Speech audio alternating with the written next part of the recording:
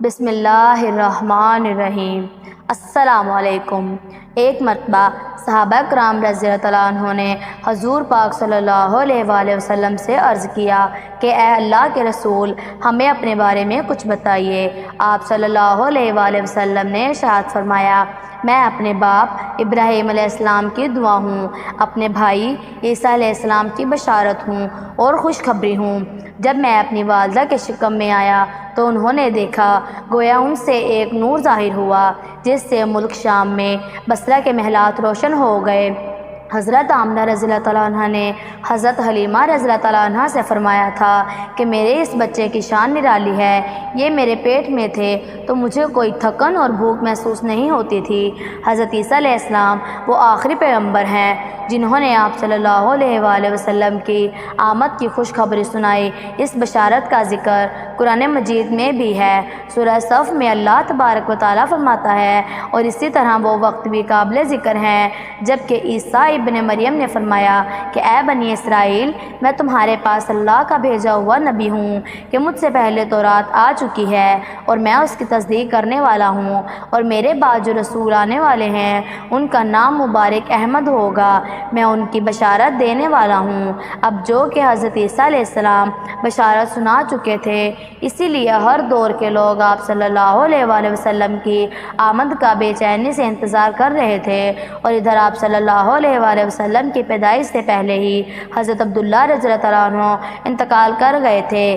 سابقہ کتب میں آپ صلی اللہ علیہ وآلہ وسلم کی نبوت کی ایک علامت یہ بھی بتائی گئی ہے کہ آپ صلی اللہ علیہ وآلہ وسلم کی والد کا انتقال آپ کی ولادت سے پہلے ہو جائے گا۔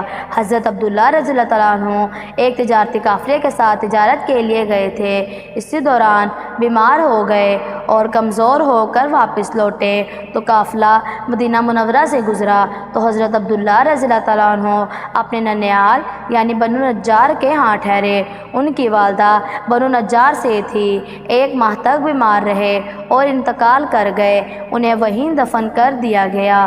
تجارتی قافلہ جب حضرت عبداللہ رضی اللہ تعالیٰ عنہ کے بغیر مکہ مکرمہ میں پہنچا اور عبد المطلب کو پتہ چلا کہ ان کے بیٹے بیمار ہو گئے ہیں اور مدینہ منورہ میں اپنے ننیال میں ہیں، تو حضرت ابو طالب نے انہیں لانے کے لیے اپنے بیٹے زبیر کو بھیجا۔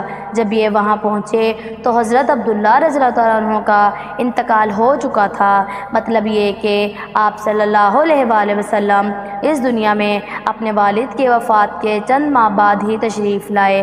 حضرت ابن عباس رضی اللہ تعالیٰ عنہ کہتے ہیں کہ حضور پاک صلی اللہ علیہ وآلہ وسلم اس دنیا میں تشریف لائے تو آپ کی آنول کٹی ہوئی تھی۔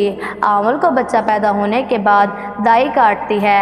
عبد المطلب یہ دیکھ کر بے حد حیران ہوئے اور خوش بھی ہوئے۔ وہ کہا کرتے تھے کہ میرا بیٹا نرالی شان والا ہوگا۔ آپ صلی اللہ علیہ وآلہ وسلم کی پیدائش سے پہلے مکہ کے لوگ خشک سالی اور قحط کا شکار تھے، لیکن جوں ہی آپ صلی اللہ علیہ وآلہ وسلم کے دنیا میں تشریف لانے کا وقت قریب آیا تو بارش برسنے لگی، خشک سالی دور ہو گئی، درخت ہرے بھرے ہو گئے اور پھلوں سے بھر گئے، زمین پر سبزہ ہی سبزہ نظر آنے لگا۔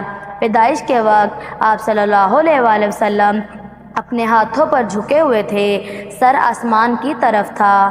ایک روایات میں ہے کہ گھٹنوں کے بل جھکے ہوئے تھے، مطلب یہ کہ سجدے کی حالت میں تھے۔ آپ صلی اللہ علیہ وآلہ وسلم کی مٹھی بند تھی اور شہادت کی انگلی اٹھی ہوئی تھی۔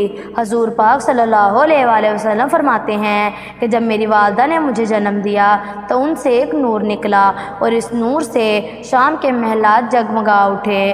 آپ صلی اللہ علیہ وآلہ وسلم کی والدہ سیدہ آمنہ رضی اللہ تعالیٰ عنہ فرماتی ہیں کہ محمد صلی اللہ علیہ وآلہ وسلم کی پیدائش کے وقت ظاہر ہونے والے نور کی روشنی میں مجھے بصرہ میں چلنے والے اونٹوں کی گردن تک نظر آئی۔ علامہ صالح رحمۃ اللہ علیہ نے لکھا ہے کہ جب آپ صلی اللہ علیہ وآلہ وسلم پیدا ہوئے تو آپ صلی اللہ علیہ وآلہ وسلم نے اللہ کی تعریف کی، اور ایک روایات میں آتا ہے کہ اللہ تبارک و تعالیٰ سب سے بڑا ہے اور اللہ تعالیٰ کی بے حد تعریف شریف ہے اور میں صبح شام اللہ کی پاکی بیان کرتا ہوں۔ آپ صلی اللہ علیہ وآلہ وسلم کی ولادت کب ہوئی اس پر سب کا اتفاق ہے کہ وہ پیر کا دن تھا۔ آپ صلی اللہ علیہ وآلہ وسلم صبح فجر طلوع ہونے کے بعد دنیا میں تشریف لائے۔ تاریخ پیدائش کے سلسلے میں بہت سے قول ہیں۔ ایک روایات کے مطابق 12 ربیع الاول کو پیدا ہوئے اور پیر کے روز آپ صلی اللہ علیہ وآلہ وسلم نے مدینہ ہجرت فرمائی اور پیر کے روز ہی آپ کی وفات ہوئی۔ آپ صلی اللہ علیہ وآلہ وسلم اللہ کے آخری رسول اور نبی ہیں۔ آپ صلی اللہ علیہ وآلہ وسلم کے بعد کوئی نبی نہ آئے گا اور نہ ہی ہوگا۔ اگر ویڈیو اچھی لگے تو ویڈیو کو شیئر کیجیے اور اس طرح کے معلوماتی ویڈیوز دیکھنے کے لیے ہمارے چینل ہمنا وائس کو سبسکرائب کیجیے۔ اللہ تبارک و تعالی آپ کے علم میں اضافہ کرے، آمین۔